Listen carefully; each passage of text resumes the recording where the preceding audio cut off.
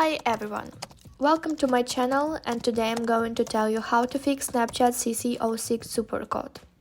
It's pretty simple, just follow the steps carefully to avoid mistakes.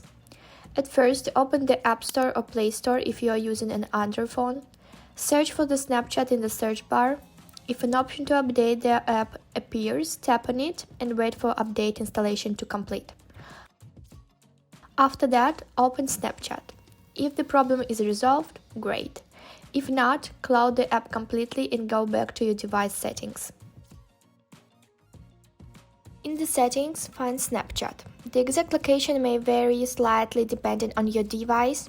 Go to Storage and find Snapchat among the apps.